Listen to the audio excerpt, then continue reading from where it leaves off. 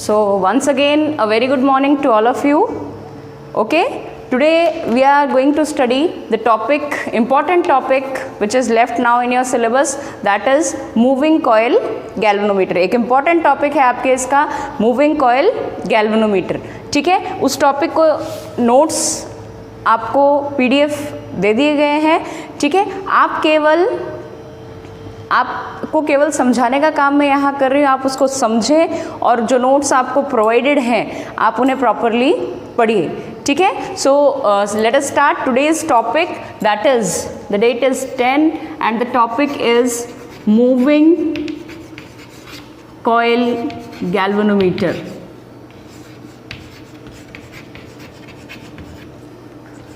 The topic is moving coil galvanometer. ठीक है, galvanometer है क्या? सबसे पहले तो what is galvanometer. Okay, so galvanometer is a device, what we can say, galvanometer is a device which detects the current, which detects the current which detects the current in a circuit. ठीक है, किसी electrical circuit में current है या नहीं है. ठीक है, I hope now the voice is clear. So क्या है गैल्वेनोमीटर? गैल्वेनोमीटर एक डिवाइस है जो कि डिटेक्ट करता है, हल्का सा भी करंट होगा तो उसको डिटेक्ट कर लेगा. कौन? गैल्वेनोमीटर. क्या कहता है गैल्वेनोमीटर? ये कह रहा है कि ये एक डिवाइस है जो कि करंट को डिटेक्ट करता है, मेजर कर सकता है कुछ चेंजेस करने के बाद, वोल्टेज को भी मेजर कर सकता है कुछ चेंजेस करने के बाद. लेकिन एज सच गैल्वेनोमीटर का एक छोटा सा डिब्बा आपको देखने को मिलेगा, जैसे अमीटर होता है, अमीटर होता है, वोल्ट मीटर होता है. अमीटर के जो मीटर होता है उसमें ए लिखा होता है बीच में. ठीक है, वोल्ट मीटर होता है उसमें वी लिखा होता है बीच में. इसी तरह से गैल्वेनोमीटर पर जी लिखा होता है हमेशा. ठीक, यानी किसी एक बॉक्स आपको दे दिया जाए और उस पर जी लिखा हो, it means it is a galvanometer. ठीक है, और गैल्वेनोमीटर क्या करता है? ये करंट डिटेक्ट करता है सर्किट में. ठीक है, सर्किट में करंट डिटेक्ट करता है. ठीक है, दूसरा इसका प्रिंसिपल क्या है? हमेशा किसी भी डिवाइस के बारे में अगर आप लिख रहे हैं तो उसके सबसे पहले वो डिवाइस क्या है, उसका प्रिंसिपल क्या है, then we talk about its construction and then comes the working and the theory part. ठीक है, ये 3-4 चीज़ें उसमें हमेशा ही आपको किसी भी डिवाइस की पूरी उसमें आएंगी. ठीक है, तो आपको ये सारी चीज़ें बतानी. तो प्रिंसिपल क्या है? प्रिंसिपल एक है जो अभी हम पढ़ के आए हैं, that a current carrying coil placed in magnetic field, current carrying coil placed in magnetic field experiences a torque. क्या? experiences a torque. ठीक है, किसी भी करंट कैरिंग कॉइल को अगर आप मैग्नेटिक फील्ड में रख दें तो वो क्या एक्सपीरियंस करेगी? एक टॉर्क एक्सपीरियंस करेगी, और वो जो टॉर्क है उसकी वजह से कॉइल रोटेट होगी. टॉर्क यानी कुछ रोटेटिंग इफेक्ट उसमें आएगा और कॉइल क्या होती है? रोटेट होती है. ठीक है, उसमें कुछ टॉर्क आता है और वो रोटेट होती है. उसी प्रिंसिपल पर काम करता है हमारा मूविंग कॉइल गैल्वेनोमीटर. ठीक है, अब बात करते हैं इसकी कंस्ट्रक्शन की. तो कंस्ट्रक्शन की आपने फिगर बना रखा है. ठीक है, यहाँ तक तो आई होप सभी को क्लियर है. स्क्रीनशॉट लेना चाहें ले लीजिए, फिर आगे चलते हैं इसकी कंस्ट्रक्शन पर. चलिए, तो आई होप सभी ने स्क्रीनशॉट ले लिया होगा, तो मैं शॉर्ट में एक बार इसको लिख देती हूँ. गैल्वेनोमीटर क्या है? Device to detect current.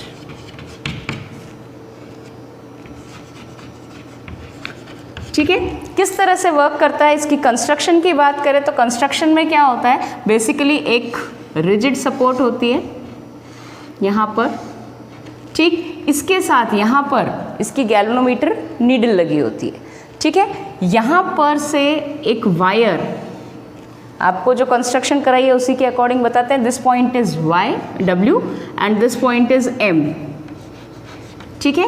उसके बाद यहाँ पर एक iron core, cylindrical iron core लगाया होता है इस तरह से, ठीक। सिलिंड्रिकल आयरन कोर के ऊपर एक एल्यूमिनियम फॉर्मर बनाया होता है। एल्यूमिनियम फॉर्मर यानी इसके ऊपर ऐसे एक खोखला सा डिब्बा लगाया होता है, ऐसे इस तरह से, ठीक। एक बॉक्स सा लगाया होता है जिसके साइड्स में थोड़ी वो होती है, साइड्स उसकी होती हैं, बीच में से खाली होता है, ठीक है। तो उस टाइप की होती है और यहाँ से इस जगह से इस एल्यूमिनियम फॉर्मर के ऊपर इस तरह से ऐसे कॉइल को लपेटा जाता है, ठीक है। यानी कहने का मतलब, दिखने को तो यहाँ तुम्हें बहुत दूर दूर दिख रही है, लेकिन बेसिकली इसी फॉर्मर पर एक के ऊपर एक आपको एक वायर देगा, वायर होता है। उस वायर को, इंसुलेटेड वायर को ही ये क्या करता है, इस एल्यूमिनियम फॉर्मर पर टर्न अप करता जाता है या उस पर वाउंड करता है, ठीक है।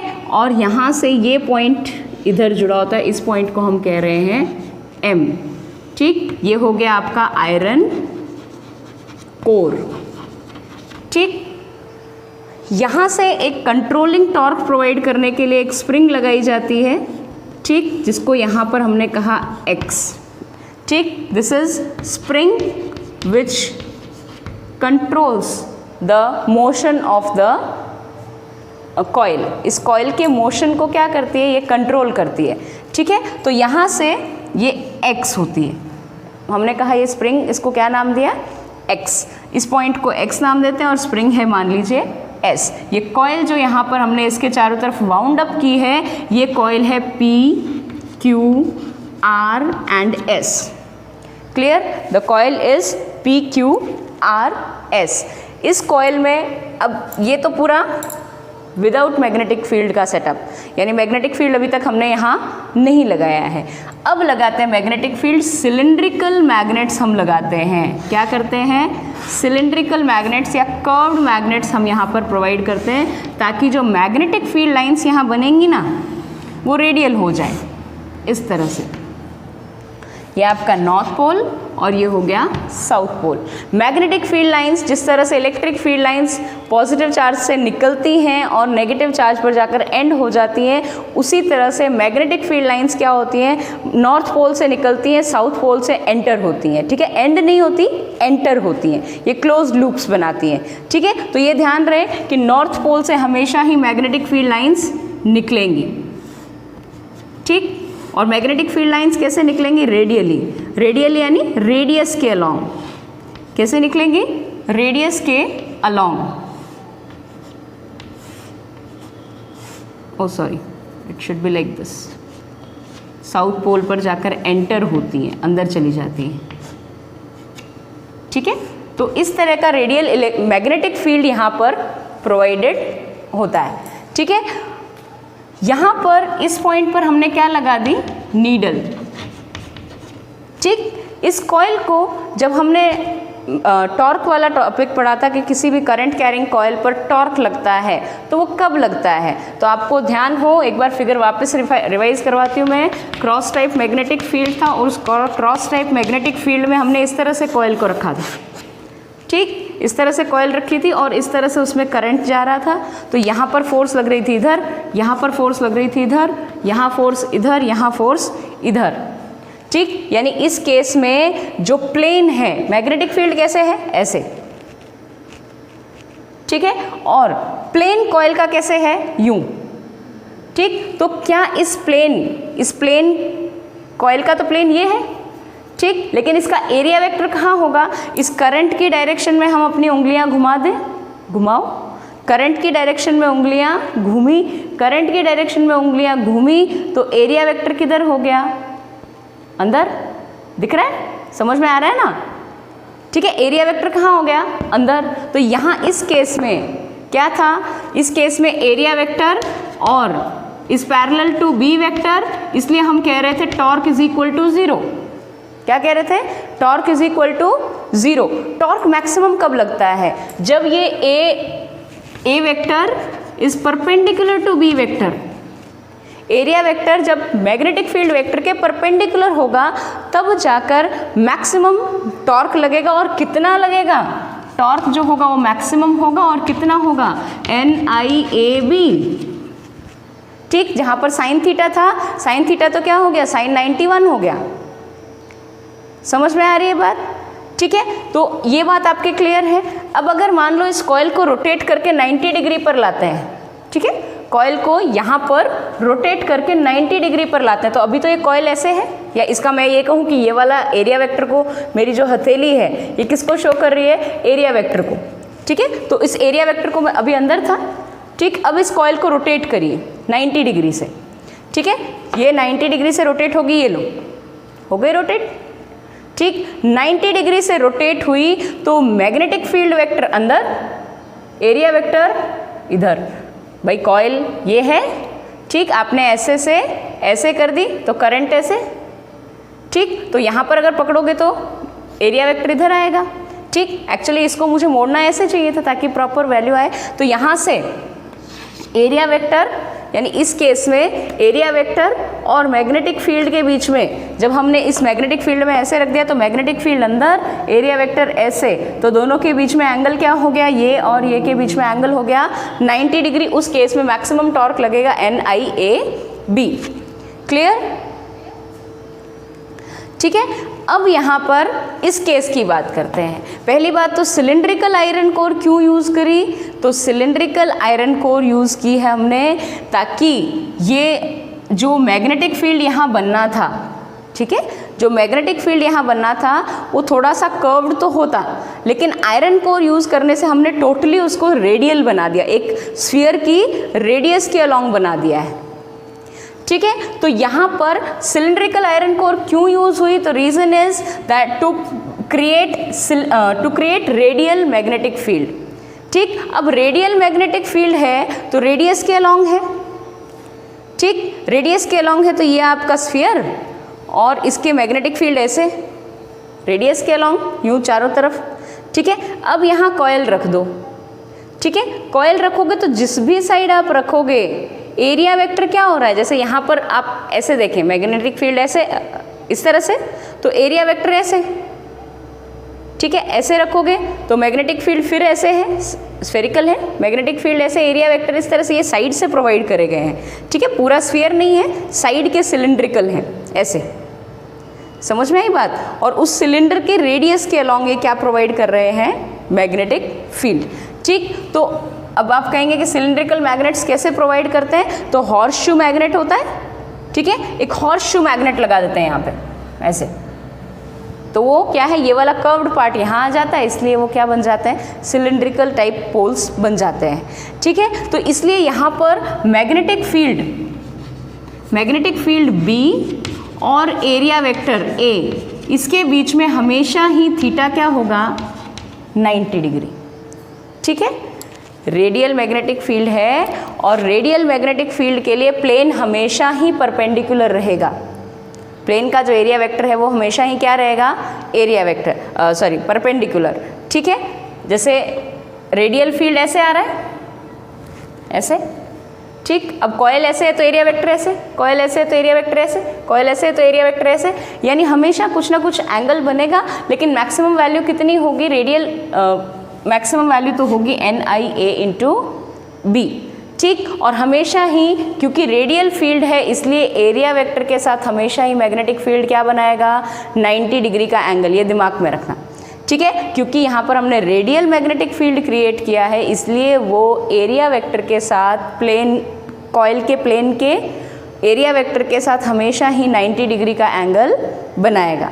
ठीक है, तो इसका मतलब यहाँ पर टॉर्क क्या लगेगा, टॉर्क कुछ लगेगा, कितना टॉर्क लगेगा, तो टॉर्क लगेगा NIA/B। ठीक, जहाँ पर N क्या है, इस कॉइल के अंदर नंबर ऑफ टर्न्स, ठीक, I क्या है, इस कॉइल में आपने कितना करंट फ्लो कराया है, A क्या है, इस कॉइल का एरिया वेक्टर या एरिया, ठीक, B क्या है, मैग्नेटिक फील्ड। ठीक है, इतनी बात क्लियर हुई, कंस्ट्रक्शन आप लोगों को क्लियर हो गई होगी। एक वायर होता है, उस वायर के साथ इस एल्युमिनियम फॉर्मर को, एल्युमिनियम के एक बेस को अटैच किया जाता है, उस एल्युमिनियम के बेस के ऊपर क्या किया जाता है, वायर को वाउंड अप किया जाता है और उसके साथ फिर अटैच की जाती है स्प्रिंग S जो कि X पॉइंट पर कनेक्टेड है। ठीक है, आयरन कोर प्रोवाइड करी जाती है इस एल्यूमिनियम फॉर्मर के बिल्कुल बीचों बीच। जब आप स्कूल में आएंगे तो आपको, जब आपकी क्लासेस शुरू हो जाएंगे तो आपको दिखाएंगे खोल कर एक गैल्वेनोमीटर, ठीक है। सो ये नॉर्थ साउथ पोल लगा दिए, ये हो गई इसकी टोटल कंस्ट्रक्शन। क्लियर? समझ में आई बात, नहीं आई? ठीक है। तो यहाँ पर एरिया वेक्टर और बी वेक्टर के बीच में हमेशा एंगल क्या रहेगा? 90 डिग्री, और टॉर्क भी मैक्सिमम लगता रहेगा, ठीक है।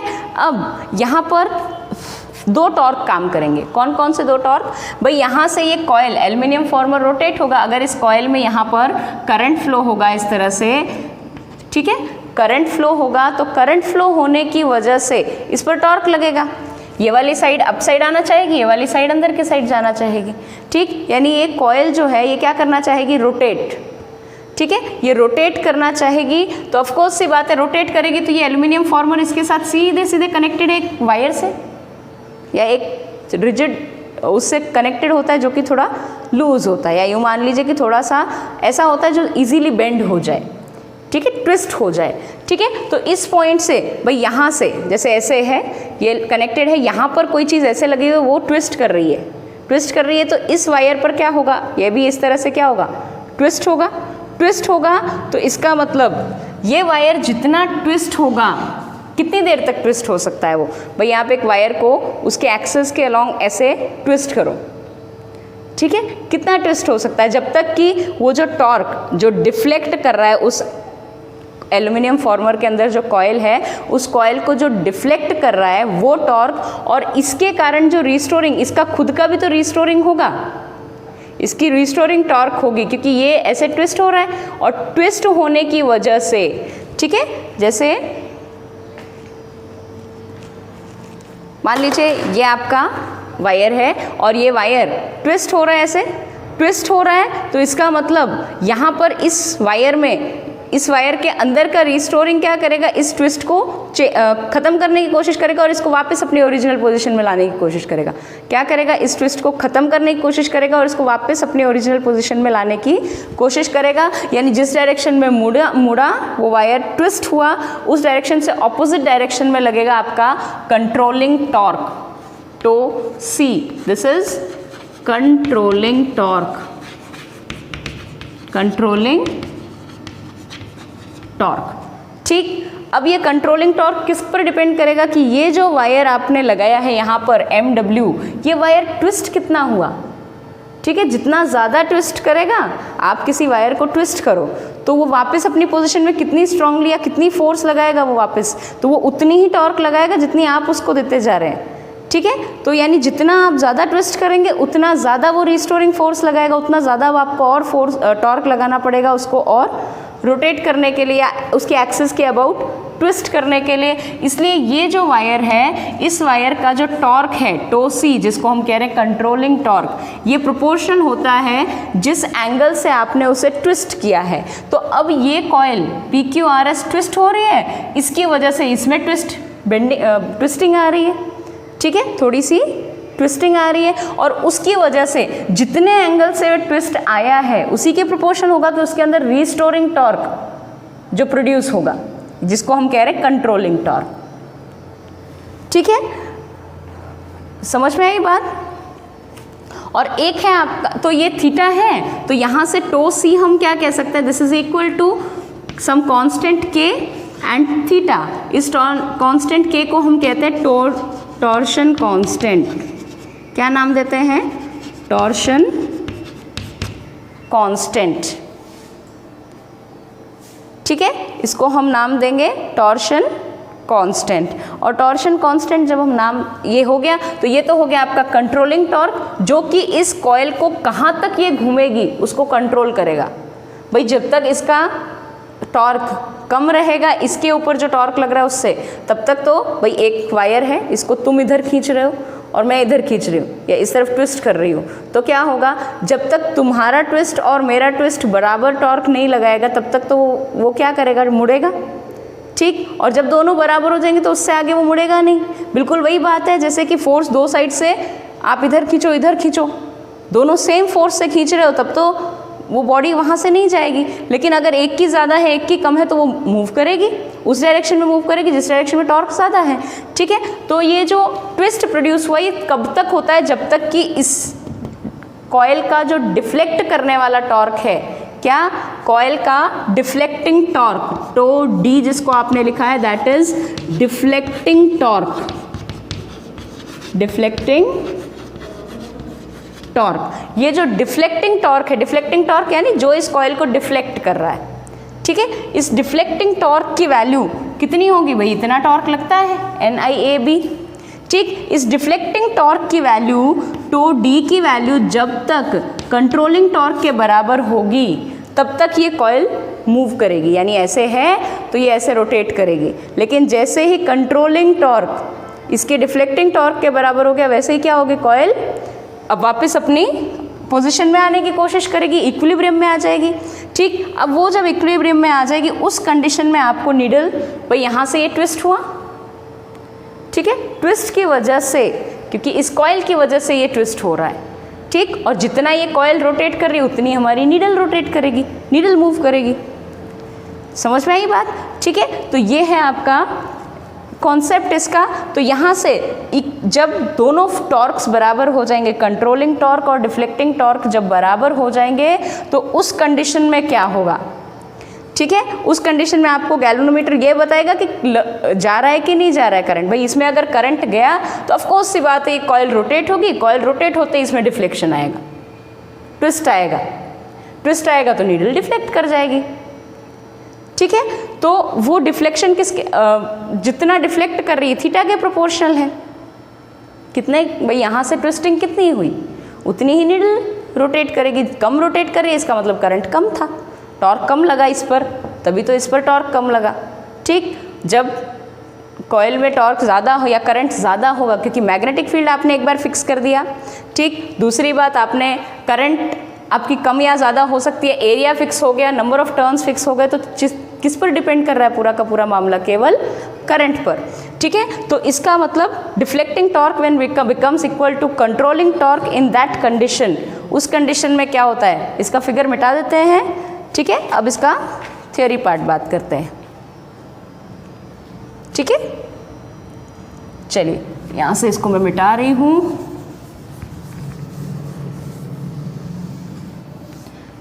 चलिए देखिए यहाँ पर टो सी कितना है, tau C is equal to K into theta and tau D is equal to NIAB। ठीक, क्योंकि बी और एरिया वेक्टर के बीच में एंगल हो गया 90 डिग्री, तो जो यहाँ पर साइन थीटा आता था वो साइन थीटा क्या हो गया, थीटा की वैल्यू हो गई 90 डिग्री। क्यों ऐसा हुआ, क्योंकि हमने रेडियल मैग्नेटिक फील्ड लगाया है, इसलिए एरिया वेक्टर और बी वेक्टर के बीच में एंगल क्या हो गया 90 डिग्री। ठीक, और इसीलिए साइन थीटा की वैल्यू या साइन 90 की वैल्यू क्या हो गई 1। ठीक है, साइन 90 हो गया 1, तो टो डी आपका क्या रह गया NIA इंटू बी। ठीक है, अब क्योंकि ये दोनों इक्विलिब्रियम कंडीशन में जब नीडल कंप्लीटली एक जगह पर स्टेबल हो जाएगी, इसका मतलब कि tau C is equal to tau D. ठीक, that means K theta is equal to NIA into B. और यहाँ से अगर मैं करंट निकालूँ I, current I is equal to K theta upon NAB। ठीक है, ये जो K है, K भी कांस्टेंट है, नंबर ऑफ टर्न्स कॉइल के कांस्टेंट हो गए, एरिया वेक्टर कांस्टेंट, एरिया जो कॉइल का है वो कांस्टेंट हो गया, मैग्नेटिक फील्ड जो आपने लगाया उस गैल्वेनोमीटर में वो भी फिक्स हो गया। तो एक गैल्वेनोमीटर बनने के बाद करंट, ये जो पूरी चीज़ें ये हो जाती हैं कांस्टेंट। ठीक, और ये कांस्टेंट हो जाती है तो इसको हम एक सिंगल कांस्टेंट G से डिनोट कर देते हैं। किससे डिनोट कर देते हैं, G से, जिसको हम कहते हैं, जो कि एक गैल्वेनोमीटर के लिए क्या रहता है कांस्टेंट, एक गैल्वेनोमीटर के लिए ये चीज़ फिक्स रहती है, जिसको हम ये भी कह सकते हैं कि गैल्वेनोमीटर कांस्टेंट है ये। ठीक है, क्या है ये, गैल्वेनोमीटर कांस्टेंट। ठीक, सो यहाँ से current is equal to some constant G into theta. इसका मतलब करंट डायरेक्टली किसके प्रोपोर्शनल हो गया, थीटा के, यानी जितना ज़्यादा हमारी जो नीडल है या ट्विस्टिंग जो प्रोवाइड हो रही है उसके साथ जो नीडल लगी हुई थी, वो नीडल जितनी डिफ्लेक्ट हो रही है उतना ज़्यादा करंट है, जितनी कम डिफ्लेक्ट हो रही है उतना कम करंट है। अगर डिफ्लेक्ट ही नहीं हो रही, थीटा 0 हो जाएगा यहाँ पर, तो आई विल बी 0। इसका मतलब जब थीटा 0 तो आई 0, डिफ्लेक्शन होगा तो करंट है, डिफ्लेक्शन नहीं होगा तो करंट नहीं है, ज़्यादा डिफ्लेक्शन हो रहा है तो करंट ज़्यादा है, कितना है वो नहीं पता लेकिन ज़्यादा है, और डिफ्लेक्शन अगर कम हो रहा है इसका मतलब करंट वहाँ पर कम फ्लो हो रहा है। क्लियर? आई होप सभी को ये क्लियर हो गया होगा। ठीक है, उसके बाद एक पॉइंट पूछ लेते हैं इसमें, that is current sensitivity of moving coil galvanometer. इसको एमसीजी भी लिखते हैं शॉर्ट में, ध्यान रखना। ठीक है, जो ऑब्जेक्टिव टाइप क्वेश्चंस आते हैं उसमें कई बार ये एमसीजी लिख देते हैं सीधे सीधे। ठीक, मूविंग कॉइल गैल्वेनोमीटर नहीं देते हैं, सीधे MCG. MCG means moving coil galvanometer. यहाँ तक क्लियर? चलें आगे।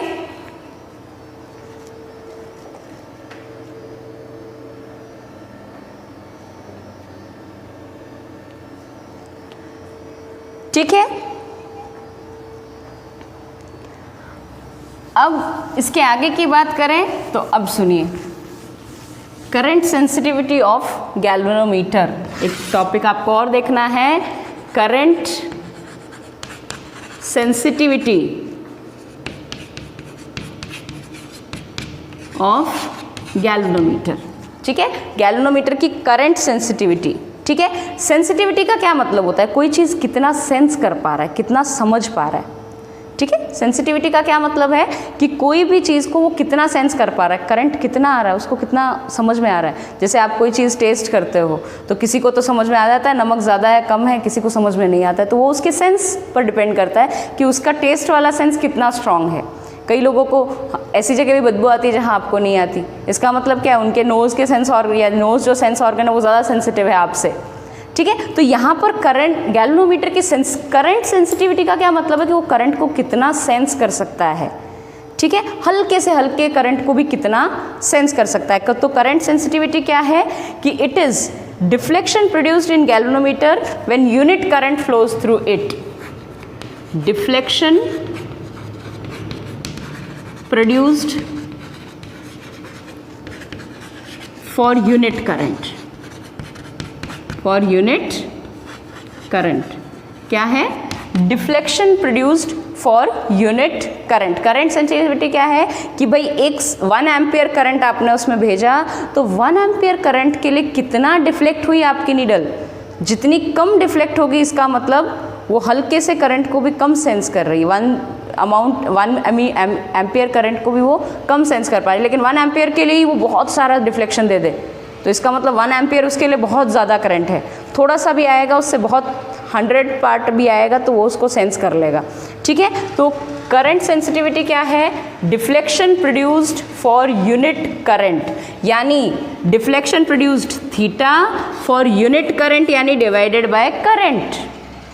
ठीक, और ये किसके इक्वल होगा? यहाँ से थीटा बाई आई निकालें तो थीटा बाई आई निकालें तो ये क्या हो जाएगा, उधर क्या आ जाएगा इसमें देखो थीटा अपॉन आई, तो के को नीचे ले जाएं तो एन ए बी अपॉन के। ठीक है, एन ए बी अपॉन के। Okay, so current sensitivity of galvanometer is deflection produced per unit current। तो deflection था थीटा per unit current यानी I, that is equal to 1 by G। galvanometer constant का reciprocal जो है उसी को हम क्या कह रहे हैं? Current sensitivity. और इसकी वैल्यू किसके इक्वल होगी? एन ए बी अपॉन के। और ये कांस्टेंट रहेगी फॉर अ पर्टिकुलर गैल्वेनोमीटर। एक गैल्वेनोमीटर के लिए क्या रहेगी? कांस्टेंट। ठीक है, अब बात करें वोल्टेज सेंसिटिविटी, ये भी पूछता है कई बार। वोल्टेज सेंसिटिविटी, ठीक है, एक बार फिर से सुन लें। करंट सेंसिटिविटी क्या है? Deflection produced per unit current, unit current के लिए डिफ्लेक्शन प्रोड्यूस्ड कितना हो रहा है उसको हम कहते हैं करंट को सेंस करना या करंट की सेंसिटिविटी, ठीक है। और कितना डिफ्लेक्शन प्रोड्यूस्ड हुआ पर यूनिट करंट, तो थीटा अपॉन आई, और वो इसके इक्वल होगा 1 अपॉन जी। यहाँ से अगर मैं कहूँ तो थीटा अपॉन आई करेंगे तो 1/g आ जाएगा, इधर 1/g आ जाएगा, तो g की वैल्यू क्या होती है 1/g, and g is equal to NAB upon K, तो उसका रेसिप्रोकल हो जाएगा। तो this is called current sensitivity of the galvanometer, ठीक है।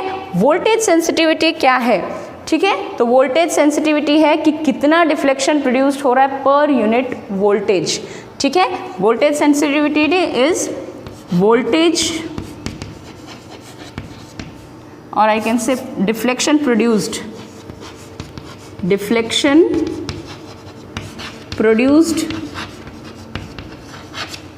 पर यूनिट वोल्टेज, एक पर यूनिट वोल्ट के लिए 1 वोल्ट के लिए कितना डिफ्लेक्शन प्रोड्यूस्ड हो रहा है, दैट इज वोल्टेज सेंसिटिविटी, ठीक है। वो क्या है, वोल्टेज सेंसिटिविटी उस गैल्वेनोमीटर की, ठीक है। तो वोल्टेज सेंसिटिविटी क्या होगी, तो देख लीजिए, तो वोल्टेज सेंसिटिविटी होगी deflection produced per unit volt या पर यूनिट वोल्टेज। यूनिट वोल्टेज के लिए कितना डिफ्लेक्शन प्रोड्यूस्ड होगा, तो थीटा बाय वी, यहाँ पर करंट सेंसिटिविटी देखी तो थीटा बाय आई, और वहाँ पर हम क्या देख रहे हैं, वोल्टेज सेंसिटिविटी यानी थीटा बाय वी, ठीक। और थीटा बाय वी इसको मैं ऐसे लिख सकती हूँ, इसको हम ऐसे लिख सकते हैं, थीटा की वैल्यू हमने क्या निकाली थी, थीटा की वैल्यू मैं लिख सकती हूँ I बाय जी, यहाँ से थीटा की वैल्यू क्या लिख सकते हैं I बाय जी, और इसके नीचे यहाँ पर है वोल्टेज तो V भी लिख दिया, ठीक है। अब देखो ये क्या हो जाएगा, theta by V is equal to 1/g into I by V, और I by V current per unit voltage, ये क्या होता है V by V is equal to IR, सुना है ओम्स लॉ से, ठीक है। ओम्स लॉ से क्या सुना है, V is equal to IR, सुना है ना। तो I अपॉन V की वैल्यू 1 अपॉन R के इक्वल आएगी, 1 upon R is equal to V by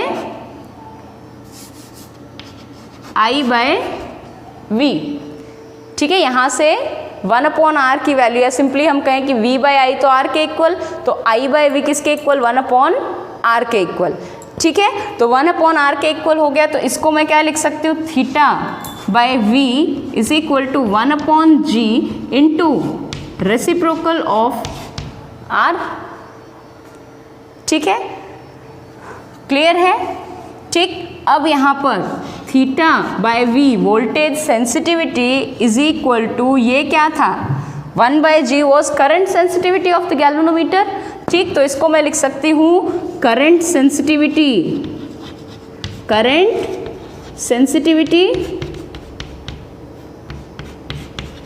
divided by resistance of galvanometer. ये R क्या है, I बाय V, ये उस गैल्वेनोमीटर का रेसिस्टेंस है, तो इस R को आप क्या मानेंगे, गैल्वेनोमीटर रेसिस्टेंस। तो अब आप क्या कह सकते हैं कि वोल्टेज सेंसिटिविटी किसके बराबर है, voltage sensitivity is equal to current sensitivity divided by R, जहां R को आप क्या लिखेंगे, जितना करंट उस कॉइल में से जा रहा है डिवाइडेड बाय कितने पोटेंशियल डिफरेंस आपको दे रहा है, पर यूनिट पोटेंशियल डिफरेंस बोल रहा है ना, तो 1 वोल्ट रख दीजिएगा, ठीक। अगर कुछ वैल्यू दे रखी हो तो वो वैल्यू रख देना, ठीक है। तो यहाँ से आपके पास वोल्टेज सेंसिटिविटी भी आ गई, voltage sensitivity of galvanometer, voltage sensitivity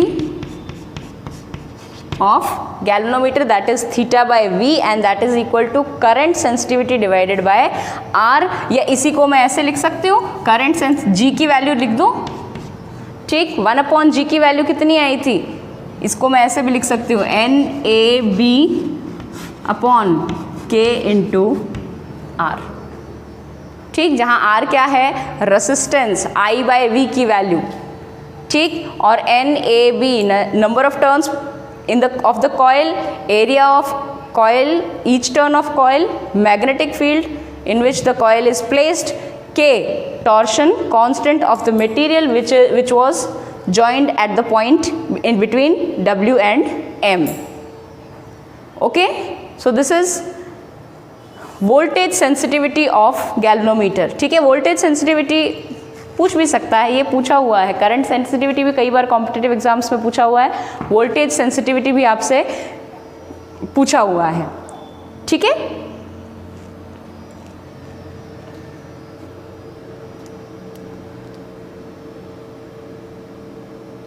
clear है स्टूडेंट्स? यहाँ तक बात समझ में आई नहीं आई?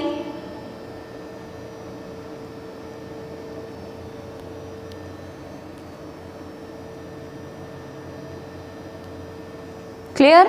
सो with this moving coil galvanometer को आप ख़त्म समझिए. ठीक है, आई होप सभी को क्लियर हो गया होगा. फिर भी किसी को अगर डाउट है तो आप मुझे मैसेज करके भेज सकते हैं. ठीक है, बता दीजिएगा कि मैम इस पार्ट में प्रॉब्लम है. ठीक है.